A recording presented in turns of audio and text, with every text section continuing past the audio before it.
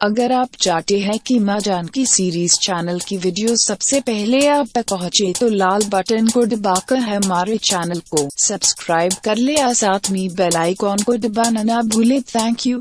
माँ Janaki series presents. सुना रहेला बहिन बिन कालाई सुना रहेला म्यूजिक बाय राम बाबू रमैया। सुना रहेला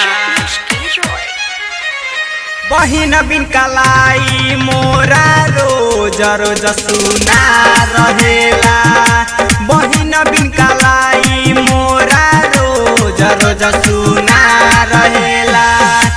आवेला जब सावन होखेला मन भावन ना हमारा कुछ सोहेला ना हमारा कुछ सोहेला बहिन बिन कालाई मोरा रोज रोज सुना रहेला बहिन बिन कालाई मोरा रोज रोज सुना रहेला।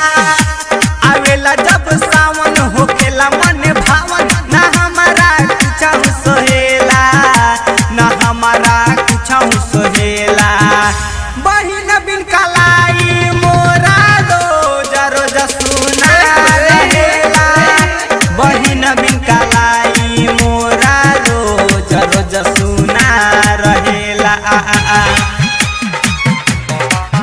सुना रहेला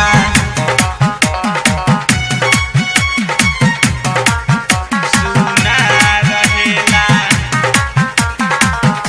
बहिन बिन कालाई मोरा रोज रोज सुना रहेला।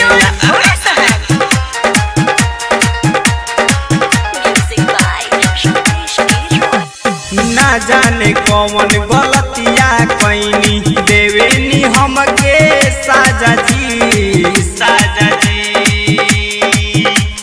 सुनी भोला जी रउए कृपा से शोभेला हमनी के ध्वजा जी दया कर दी माया भर दी न राखी सुना सुनी न राखी सुना सुनी बहिन बिन कालाई मोरा रोज रोज उपवास रहेला बहिन बिन कालाई मोरा रोज रोज उपवास रहेला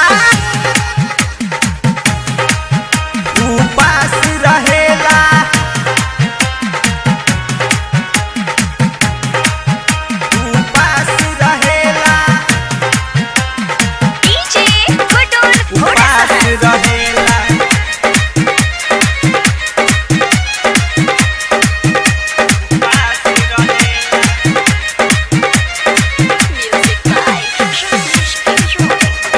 राइटर धीरज धर्म कहेला दे दी हमके बहिन हो राम बाबू पंडित के सुना सुना रहेला सभे दिन हो कि जय रोशन विजय अनिल मनोज नहीं मन मोहेला नहीं तो मन मोहेला बहिन बिन कालाई रोजे रोज देखी सुना रहेला बहिन बिन कालाई मोरा रोज रोज सुना रहेला।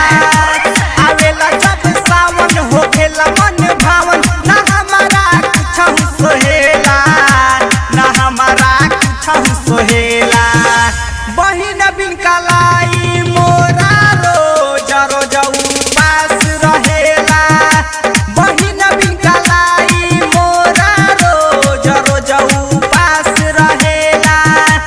आवेला जब सावन होखेला मन भावन ना हमारा कुछ सोहेला ना हमारा कुछ सोहेला बहिन बिन कालाई मोरा रोज रोज उपवास रहेला।